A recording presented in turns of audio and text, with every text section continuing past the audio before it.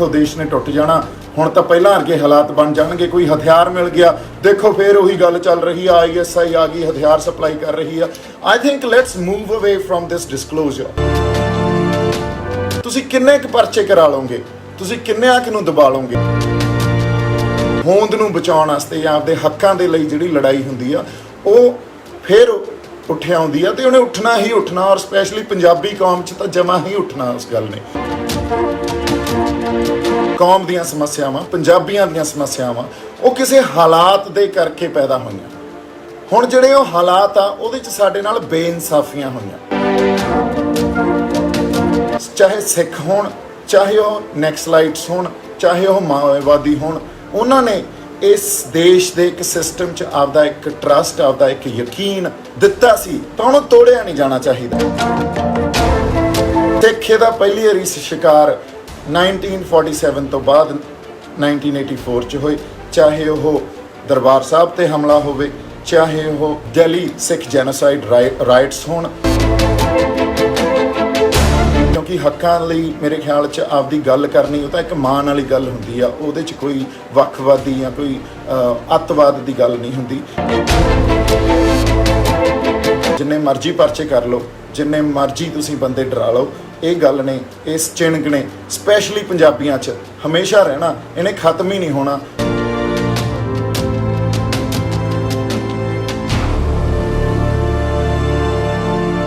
सत श्री अकाल जी। मैं आस करदा तुसीं सारे ठीक होवोगे ते तंदुरुस्त होवोगे। हालांकि लॉकडाउन थोड़ा जिहा रिलैक्स होया, रिलैक्सेशन मिली आ ते आपदे आपदे काम कार आपां शुरू कर लए आ। मैं रूबरू इस करके हो रहा, पिछले दिनी मैं साडे जिहड़े MP आ, मैंबर ऑफ पार्लीमेंट आ, रवनीत बिट्टू, उन्हां दा एक लाइव सैशन, एक वीडियो सुनिया, मेरे किसी दोस्त ने शेयर किया होया सी, तो मैनूं सुनन दा मौका मिलिया। खास तौर पर उस गल की पड़चोल करनी या उस बारे बोलना बड़ा जरूरी सी, क्योंकि उस उन्होंने ये गल कही भी जैजी बैंस या दलजीत दोसांझ उन्होंने कोई गल्लां कीतियां जिहड़ी कि देश धरोही गल आ, ते उन्हां दे खिलाफ परचे होने चाहिए आ। मैनूं ऐ लगदा साडे जिहड़े मैंबर ऑफ पार्लीमेंट आ सत्कारयोग आ, पर गल इस गल नूं समझण दी बहुत जरूरत है। इस करके जरूरत आ, ये गल्लां नूं हमेशा इस तरह ही देखा गया। पहलां भी किसी ने कोई वक्री सोच की गल की आ, इन्हां नूं हमेशा ही देश धरोही, एंटी नैशनल या इसे नज़रिए तो, इसे सोच तो, इसे विचारधारा तो देखा जाता, तो इस करके असीं इस गल की तह तक नहीं पहुँच पाउंदे। इस गल की पड़चोल होनी, इनू एनालाइज करना बहुत ज़्यादा जरूरी है। देखो तुसी देश दे हित च या देश नूं अगे रख के माइनॉरिटीज़ है ना, जिहड़ियां इस देश च माइनॉरिटीज़ आ, उन्हां नूं इनसिक्योर नहीं फील करा सकते। वो चाहे मायोज होण, मायोवाद, उत्थे वायलेंस होई जांदी आ, एक पासे झारखंड बिहार वाले पासे नैक्सलाइट मूवमेंट चली जाती है, उत्थे वायलेंस होई जाती है। एक पासे पंजाब च एक बहुत वड्डी जनसंख्या या एक बहुत वड्डा वर्ग आ जिन्हां नूं ये लगदा भी साडे नाल धक्का कीता जांदा या साडे नाल बेइनसाफी हुंदी आ। हुण जिहड़े हालात या कोई समस्या पैदा हुंदी है ना, वो किसी हालात दे चलदे कोई समस्या पैदा हुंदी आ, ते वो हालात जदों बनदे आ उहदे च मेनली किसी ना किसी ढंग च बेइनसाफी कीती जांदी आ उस माइनॉरिटी नाल, उस वर्ग नाल, ते उस बेइनसाफी नूं डेफिनेटली जे बेइनसाफी होगी तो उत्थे तनाव भी पैदा होगा, तो टकराव भी पैदा होगा। हुण उस टकराव नूं या उस तनाव नूं दबाउण वास्ते, उहनूं जमां ही दबण वास्ते जिहड़ी गल वरती गई है, हमेशा तो वरती गई है, साडे पोलीटिकल लीडर्स इसे गल ते अगे आके गल्लां करदे आ भी ये देश धरोही गल हो गई जी, देखो देश ने टुट जाना, हुण तां पहलां वर्गे हालात बन जाणगे, कोई हथियार मिल गया, देखो फिर उही गल चल रही है, ISI आ गई, हथियार सप्लाई कर रही है। I think let's move away from this disclosure, let's understand the situation, because तुसीं किन्ने क परचे करा लोगे, तुसीं किन्ने क नूं दबा लोगे, ये गल नहीं खत्म होनी जदों तक तुसीं इहनूं एनालाइज नहीं करते, जदों तक तुसीं एक वक्री सोच या वक्री विचारधारा नूं समझण दी कोशिश नहीं करते या एक संवाद ਦਾ ਸਿਲਸਿਲਾ ਨਹੀਂ ਉਹਨਾਂ ਨਾਲ ਜਿਹੜਾ ਬਣਾਇਆ ਜਾਂਦਾ ਜਾਂ ਰਚਿਆ ਜਾਂਦਾ। ਸੋ ਇਸ ਗੱਲ ਨੇ ਖਤਮ ਨਹੀਂ ਹੋਣਾ। ਤੁਸੀਂ ਦੇਸ਼ ਧਰੋਹੀ ਕਹਿ ਕੇ ਪਰਚੇ ਦਿੰਦੇ ਰਹੋਗੇ, ਫਿਰ ਵੀ ਅਗਲੀ ਜਨਰੇਸ਼ਨ ਪੈਦਾ ਹੋਊਗੀ, ਡਰ ਪੈਦਾ ਕਰੋਗੇ, ਪਰ ਡਰ ਬਾਹਲਾ ਦੇਰ ਲੋਕਾਂ 'ਚ ਪੈਦਾ ਨਹੀਂ ਕੀਤਾ ਜਾ ਸਕਦਾ ਹੁੰਦਾ। ਕਿਤੇ ਨਾ ਕਿਤੇ ਜਾ ਕੇ ਉਹ ਚਿਣਗ, ਕਿਤੇ ਨਾ ਕਿਤੇ ਜਾ ਕੇ ਜਿਹੜੀ ਇਹ ਇੱਕ ਰਿਬੈਲੀਅਨ ਇਨਸਟਿੰਕਟ ਆ, ਆਪਦੇ ਆਪ ਨੂੰ, ਆਪਦੀ ਹੋਂਦ ਨੂੰ ਬਚਾਉਣ ਵਾਸਤੇ ਜਾਂ ਆਪਦੇ ਹੱਕਾਂ ਦੇ ਲਈ ਜਿਹੜੀ ਲੜਾਈ ਹੁੰਦੀ ਆ, ਉਹ ਫਿਰ ਉੱਠਿਆ ਆਉਂਦੀ ਆ, ਅਤੇ ਉਹਨੇ ਉੱਠਣਾ ਹੀ ਉੱਠਣਾ। ਔਰ ਸਪੈਸ਼ਲੀ ਪੰਜਾਬੀ ਕੌਮ 'ਚ ਤਾਂ ਜਮਾ ਹੀ ਉੱਠਣਾ ਉਸ ਗੱਲ ਨੇ। ਸੋ ਮੈਂ ਇਹ ਗੱਲ ਕਹਿਣੀ ਚਾਹੁੰਦਾ ਸੀ ਵੀ ਸਾਡੀਆਂ ਸਮੱਸਿਆਵਾਂ, ਸਾਡੇ ਪੰਜਾਬ ਦੀਆਂ ਸਮੱਸਿਆਵਾਂ, ਸਾਡੀ ਕੌਮ ਦੀਆਂ ਸਮੱਸਿਆਵਾਂ, ਪੰਜਾਬੀਆਂ ਦੀਆਂ ਸਮੱਸਿਆਵਾਂ, ਉਹ ਕਿਸੇ ਹਾਲਾਤ ਦੇ ਕਰਕੇ ਪੈਦਾ ਹੋਈਆਂ। ਹੁਣ ਜਿਹੜੇ ਉਹ ਹਾਲਾਤ ਆ, ਉਹਦੇ 'ਚ ਸਾਡੇ ਨਾਲ ਬੇਇਨਸਾਫੀਆਂ ਹੋਈਆਂ। ਬੇਇਨਸਾਫੀਆਂ ਨੂੰ ਤੁਸੀਂ ਡਾਇਗਨੋਸ ਤਾਂ ਕਰੋ, ਐਨਾਲਾਈਜ਼ ਤਾਂ ਕਰੋ। ਤੁਸੀਂ ਇਸ ਦੇਸ਼ 'ਚ ਇੱਕ ਸਿਸਟਮ ਚੱਲਦਾ ਜਿਹਨੂੰ ਕਿ ਲੋਕਤੰਤਰ ਦੇ ਅਧੀਨ ਤੁਸੀਂ ਚਲਾਉਣੇ ਹੋ। ਜੇ ਤੁਸੀਂ ਉਸ ਸਿਸਟਮ ਨੂੰ ਲੋਕਤੰਤਰ ਜਾਂ ਡੈਮੋਕ੍ਰੈਟਿਕ ਸਿਸਟਮ ਕਹਿੰਦੇ ਹੋ, ਤਾਂ ਇਸ ਦੇਸ਼ ਦੀ ਕੋਈ ਵੀ ਮਾਈਨੋਰਿਟੀ ਇਸ ਗੱਲ 'ਚ ਵਿਸ਼ਵਾਸ ਨਹੀਂ ਰੱਖਦੀ ਵੀ ਇਹ ਡੈਮੋਕ੍ਰੈਟਿਕ ਸਿਸਟਮ ਆ, ਕਿਉਂਕਿ ਮਾਈਨੋਰਿਟੀਜ਼ ਨੂੰ ਇਹ ਲੱਗਦਾ ਵੀ ਇਹ ਡੈਮੋਕ੍ਰੈਟਿਕ ਸਿਸਟਮ ਨਹੀਂ ਆ, ਇਹ ਕੈਪੀਟਲਿਸਟਿਕ ਸੁਸਾਇਟੀ ਆ। ਇੱਥੇ ਕੁਛ ਕੁ ਚੁਣਿੰਦਾ ਜਿਹੜੇ ਲੋਕ ਆ ਇਸ ਦੇਸ਼ ਦੇ, ਇੱਕ ਕੈਪੀਟਲਿਸਟਿਕ ਲੋਕ ਆ ਜਿਨ੍ਹਾਂ ਕੋਲੇ ਜਿਹੜੇ ਪੂੰਜੀ ਬਹੁਤ ਜ਼ਿਆਦਾ, ਉਹਨਾਂ ਕੋਲੇ ਪੂੰਜੀਵਾਦ ਆ। ਸੋ ਉਹ ਆਪਦੇ ਢੰਗ ਨਾਲ, ਚਾਹੇ ਕੌਨਸਟੀਟਿਊਸ਼ਨ ਹੋਵੇ, ਚਾਹੇ ਕੋਈ ਪੋਲੀਟੀਕਲ ਪਾਰਟੀ ਹੋਵੇ, ਉੱਥੇ ਜਿਹੜੀਆਂ ਪਾਲਿਸੀਜ਼ ਬਣਦੀਆਂ ਉਹਨਾਂ ਨੂੰ ਇਨਫਲੂਐਂਸ ਕਰਦੇ ਆ, ਅਤੇ ਸਾਰਾ ਸਿਸਟਮ ਜਾਂ ਸਾਰਾ ਜਿਹੜਾ ਵਰਤਾਰਾ ਉਸ ਅਕੋਰਡਿੰਗਲੀ ਉਹਨਾਂ ਦੇ ਇੰਟਰਸਟ 'ਚ, ਉਹਨਾਂ ਦੇ ਹਿੱਤਾਂ 'ਚ ਰਨ ਕਰਦਾ। ਕਿਉਂਕਿ ਜੇ ਇਹ ਲੋਕਤੰਤਰਿਕ ਹੁੰਦਾ ਤਾਂ ਕੋਈ ਵੀ ਮਾਈਨੋਰਿਟੀ ਨੇ ਕਦੇ ਇਨਸਿਕਿਉਰ ਫੀਲ ਕਰਨਾ ਹੀ ਨਹੀਂ ਸੀ। ਚਾਰੇ ਪਾਸੇ ਜਿੱਥੇ ਜਿੱਥੇ ਕੋਈ ਮਾਈਨੋਰਿਟੀ ਬੈਠੀ ਹੈ, ਤੁਹਾਨੂੰ ਐਗਜ਼ਾਮਪਲਸ ਤੁਹਾਡੇ ਸਾਹਮਣੇ ਆ, ਉਹ ਇਨਸਿਕਿਉਰ ਫੀਲ ਇਸੇ ਕਰਕੇ ਕਰਦੇ ਆ ਕਿਉਂਕਿ ਉਹਨਾਂ ਨੂੰ ਲੱਗਦਾ ਉਹਨਾਂ ਦੇ ਹਿੱਤਾਂ ਦੀ ਗੱਲ ਨਹੀਂ ਕੀਤੀ ਜਾਂਦੀ। ਸੋ ਜਦੋਂ ਤੁਸੀਂ ਕਿਸੇ ਮਾਈਨੋਰਿਟੀ ਨੂੰ, ਜਦੋਂ ਤੁਸੀਂ ਵਿਲੱਖਣਤਾ ਦੀ ਗੱਲ ਕਰਦੇ ਹੋ, ਜਦੋਂ ਤੁਸੀਂ ਡਾਇਵਰਸਿਟੀ ਦੀ ਗੱਲ ਕਰਦੇ ਹੋ, ਜੇ ਕਲਚਰਲ ਡਾਇਵਰਸਿਟੀ ਨੂੰ ਐਕਸੈਪਟ ਨਹੀਂ ਕਰੋਗੇ, ਉਸ ਕਲਚਰਲ ਡਾਇਵਰਸਿਟੀ ਨੂੰ ਤੁਸੀਂ ਅਸਿਮੀਲੇਟ ਕਰਕੇ ਉਸੇ ਸਿਸਟਮ 'ਚ, ਉਸੇ ਵਰਤਾਰੇ 'ਚ ਮਿਲਾਉਣ ਦੀ ਕੋਸ਼ਿਸ਼ ਕਰੋਗੇ, ਤਾਂ ਲੋਕ ਉੱਠਣਗੇ। ਲੋਕਾਂ ਨੇ ਆਪਦੀ ਆਵਾਜ਼ ਵੀ ਉਠਾਉਣੀ ਆ, ਅਤੇ ਸਾਨੂੰ ਇਹ ਗੱਲ ਸਾਡੇ ਇਤਿਹਾਸ ਤੋਂ ਹੁਣ ਤੱਕ ਮਿਲਦੀ ਆਈ ਆ, ਅਤੇ ਇਹਨੂੰ ਸਮਝਣ ਦੀ ਬਹੁਤ ਜ਼ਿਆਦਾ ਜ਼ਰੂਰਤ ਆ।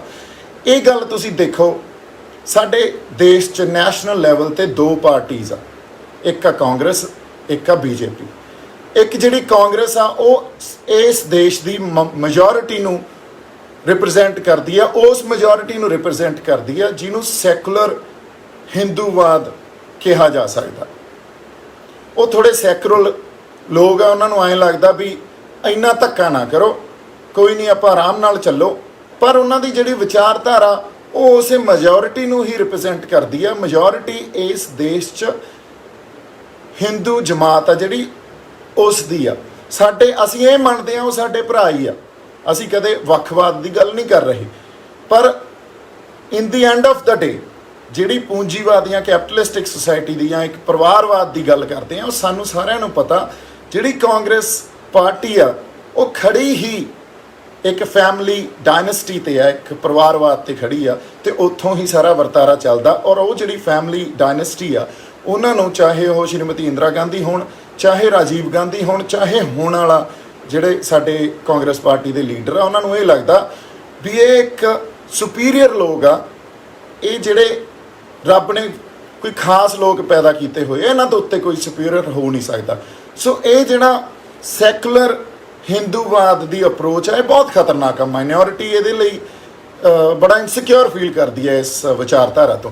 ਦੂਜੇ ਪਾਸੇ ਦੂਜੀ ਵਿਚਾਰਧਾਰਾ ਜਿਹੜੀ ਇੱਕ ਕੱਟੜਵਾਦ, ਇੱਕ ਹਿੰਦੂ ਰਾਸ਼ਟਰ ਦੀ ਗੱਲ ਕਰਦੇ ਆ, ਇੱਕ ਹਿੰਦੂਤਵਾ ਦੀ ਗੱਲ ਕਰਦੇ ਆ। ਹੁਣ ਉਸ ਪਾਲਿਸੀ ਜਾਂ ਉਸ ਵਿਚਾਰਧਾਰਾ 'ਚ ਵੀ ਜਾਂ ਉਸ ਫਿਲਾਸਫੀ ਤੋਂ ਵੀ ਕੋਈ ਮਾਈਨੋਰਿਟੀ ਸੇਫ ਜਾਂ ਸਿਕਿਉਰ ਫੀਲ ਨਹੀਂ ਕਰ ਰਹੀ।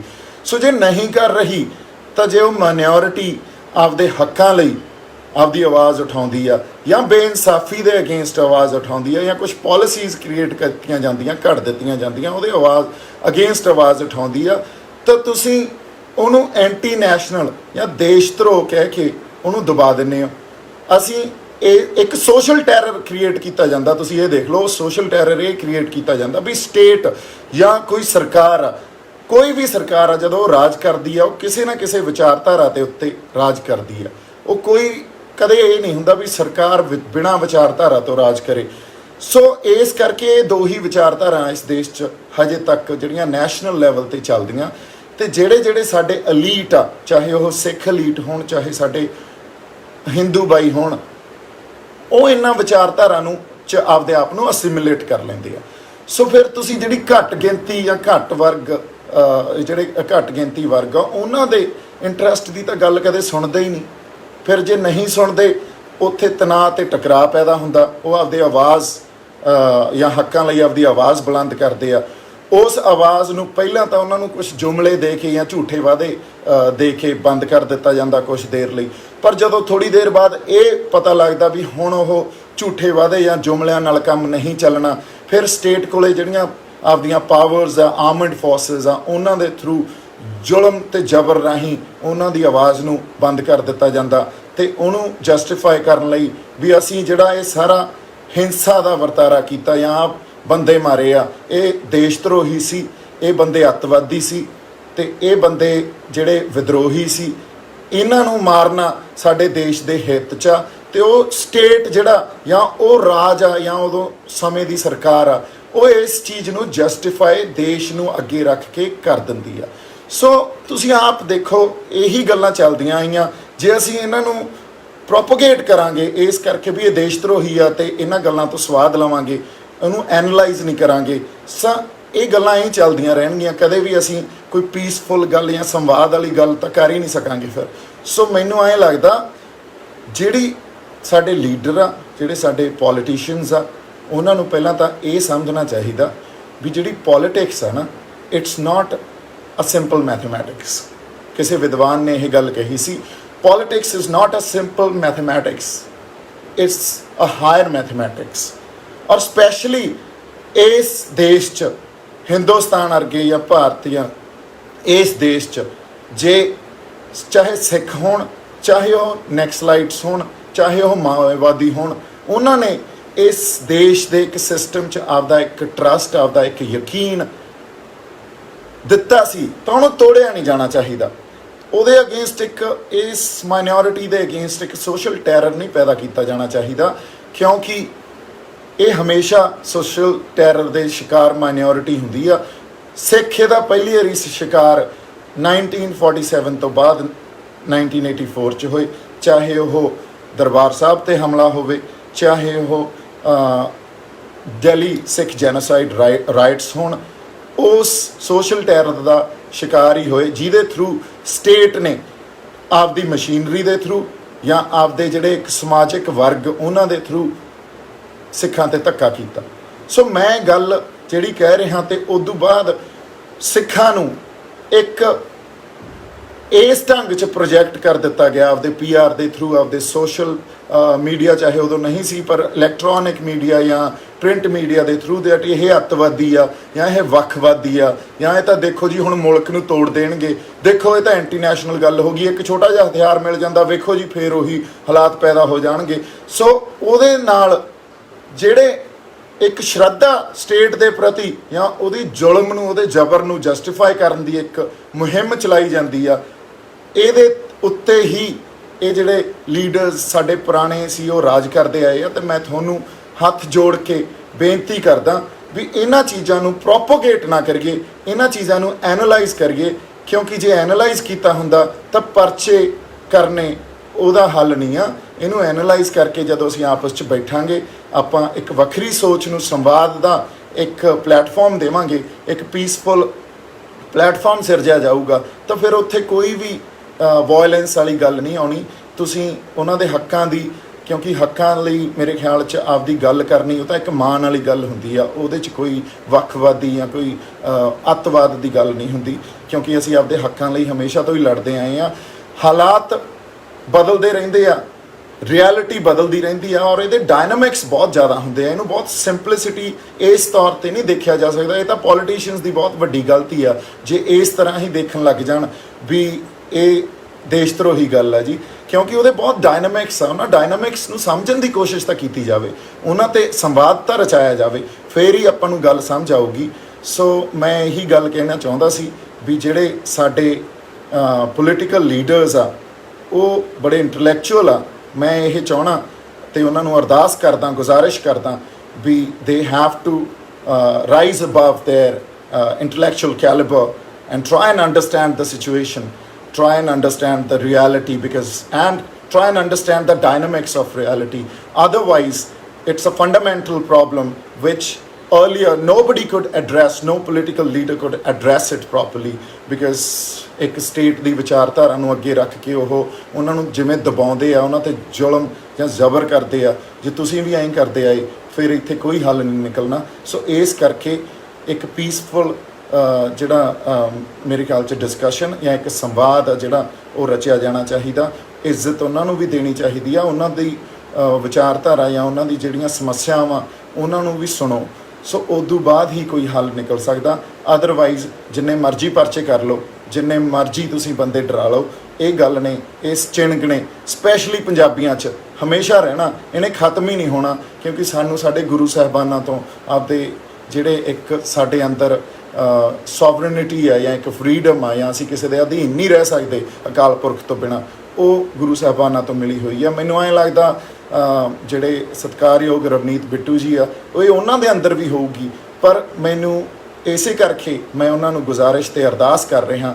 ਇਹ ਹੁਣ ਕੋਈ ਚੈਨਲ ਜਿਹੜੀ ਖਬਰਾਂ ਬਣਾ ਦਿੰਦੇ ਆ ਵੀ ਦੀਪ ਸਿੱਧੂ ਨੇ ਰਵਨੀਤ ਬਿੱਟੂ ਤੇ ਲਾਇਆ ਤਵਾ ਜਾਂ ਕੋਈ ਵੀ ਇਹੋ ਜਿਹੀ ਗੱਲ ਕਰ ਦੇਣ, ਉਹ ਵੱਖਰੀ ਗੱਲ ਆ, ਮੈਨੂੰ ਨਹੀਂ ਪਤਾ। ਪਰ ਮੈਂ ਤੁਹਾਨੂੰ ਬੇਨਤੀ ਕਰਦਾ ਸੀ ਵੀ ਤੁਸੀਂ ਸਾਡੇ ਸਾਰੇ ਨੌਜਵਾਨ ਆਉਣ ਵਾਲੇ ਆਗੂ ਹੋ, ਅਤੇ ਮੈਂ ਤੁਹਾਡੇ ਤੋਂ ਆਸ ਇਹ ਕਰਦਾ ਵੀ ਨਾ ਤਾਂ ਦਲਜੀਤ ਅਤੇ ਨਾ ਹੀ ਜੈਜ਼ੀ ਬੈਂਸ ਕੋਈ ਦੇਸ਼ ਧਰੋਹੀ ਆ। ਜੇ ਉਹਨਾਂ ਨੇ ਕੋਈ ਕਿਸੇ ਹੋਰ ਵਿਚਾਰਧਾਰਾ ਦੀ ਗੱਲ ਕੀਤੀ ਆ, ਜਾਂ ਜੇ ਉਹਨਾਂ ਨੇ ਖਾਲਿਸਤਾਨ ਦੀ ਗੱਲ ਕੀਤੀ ਆ, ਜਾਂ ਸਾਡੇ ਜਿਹੜੇ ਪੰਥ ਦੇ ਜਥੇਦਾਰ ਸਾਹਿਬਾਨ ਆ ਉਹ ਬਹੁਤ ਸਤਿਕਾਰਯੋਗ ਆ, ਉਹ ਬਹੁਤ ਲਰਨਡ ਬੰਦੇ ਆ, ਉਹ ਬੜੇ ਗਿਆਨੀ ਆ। ਤੁਸੀਂ ਦੇਖੋ ਪੋਲੀਟੀਕਲ ਪਾਰਟੀ ਕੁਛ ਵੀ ਕਰੇ, ਪਿੱਛੇ ਆਪਾਂ ਇਹ ਕਹਿ ਦਈਏ ਵੀ ਬਾਦਲਾਂ ਨੇ ਉਹਨਾਂ ਨੂੰ ਅਪੁਆਇੰਟ ਕੀਤਾ ਜਾਂ ਉਹਨਾਂ ਨੂੰ ਕਿਸੇ ਪੋਲੀਟੀਕਲ ਪਾਰਟੀ ਦੀ ਸ਼ੈ ਆ, ਇਹਨਾਂ ਗੱਲਾਂ 'ਚ ਕੋਈ ਦਮ ਨਹੀਂ ਹੁੰਦਾ। ਗੱਲ ਤਾਂ ਫਿਰ ਵੀ ਬੈਠ ਕੇ ਹੀ ਕਰਨੀ ਪੈਂਦੀ ਆ। ਕੋਈ ਵੀ ਦੇਸ਼ ਧਰੋਹੀ ਨਹੀਂ ਆ। ਅਸੀਂ ਆਪਦੇ ਹੱਕਾਂ ਲਈ, ਅਸੀਂ ਬੇਇਨਸਾਫੀ ਦੇ ਅਗੇਂਸਟ ਆਪਦੀ ਲੜਾਈ ਲੜਦੇ ਹਾਂ, ਅਤੇ ਇਹੀ ਗੱਲ ਬਸ ਤੁਹਾਨੂੰ ਸਮਝ ਆ ਜੇ ਤਾਂ ਬਹੁਤ ਵਧੀਆ ਗੱਲ ਹੈ ਜੀ। ਇਹਦਾ ਕੋਈ ਹੱਲ ਨਿਕਲਿਆ ਆਊਗਾ, ਸਾਰੇ ਬੈਠ ਕੇ ਇਹਦਾ ਕੋਈ ਹੱਲ ਕੱਢ ਲਾਂਗੇ। ਨਹੀਂ ਤਾਂ ਤੁਸੀਂ ਜਿਵੇਂ ਪਹਿਲਾਂ ਸਰਕਾਰਾਂ ਨੇ ਅੱਤਵਾਦੀ ਦੀ ਸਟੈਂਪ ਸਿੱਖਾਂ 'ਤੇ ਲਾਈ ਆ, ਜਾਂ ਉਸ ਹਰ ਬੰਦੇ 'ਤੇ ਲਾਈ ਆ ਜਿਹਦੀ ਕੋਈ ਵੱਖਰੀ ਤਰ੍ਹਾਂ ਦੀ ਸੋਚ ਆ, ਜਾਂ ਉਹ ਆਪਦੇ ਹੱਕਾਂ ਦੇ ਲਈ ਲੜਦਾ, ਤਾਂ ਫਿਰ ਉਹੀ ਲਾਉਂਦੇ ਰਹੋਗੇ, ਫਿਰ ਇਹਦਾ ਕੋਈ ਹੱਲ ਨਹੀਂ ਨਿਕਲਣਾ। ਜਿੰਨੇ ਮਰਜ਼ੀ ਪਰਚੇ ਕਰ ਲਈਏ, ਜਿੰਨੇ ਮਰਜ਼ੀ ਅਸੀਂ ਕੇਸ ਪਾ ਕੇ ਡਰਾ ਲਈਏ, ਕੋਈ ਹੱਲ ਨਹੀਂ ਨਿਕਲਣਾ। ਸੋ ਇੰਨਾ ਹੀ ਮੈਨੂੰ ਜਿਹੜੀ ਮੈਂ ਗੱਲ ਕਰਨਾ ਚਾਹੁੰਦਾ ਸੀ ਵੀ ਸੋਸ਼ਲ ਟੈਰਰ ਆਪਾਂ ਨਹੀਂ ਕ੍ਰੀਏਟ ਕਰਦੇ। ਆਪਾਂ ਪਿਆਰ, ਸਾਂਝ ਅਤੇ ਭਾਈਚਾਰਾ ਉਹਨੂੰ ਸਮਝ ਕੇ ਚੱਲਦੇ ਹਾਂ। ਪੰਜਾਬੀਆਂ 'ਚ ਤਾਂ ਸਪੈਸ਼ਲੀ ਇਹ ਗੱਲ ਹੋਣੀ ਚਾਹੀਦੀ ਆ। ਸੋ ਥੈਂਕ ਯੂ ਸੋ ਮੱਚ। ਜਿਉਂਦੇ ਵਸਦੇ ਰਹੋ। ਮੇਰੇ ਵੱਲੋਂ ਬਹੁਤ ਸਾਰਾ ਪਿਆਰ ਅਤੇ ਸਤਿਕਾਰ ਸਾਰਿਆਂ ਨੂੰ। ਸਤਿ ਸ਼੍ਰੀ ਅਕਾਲ।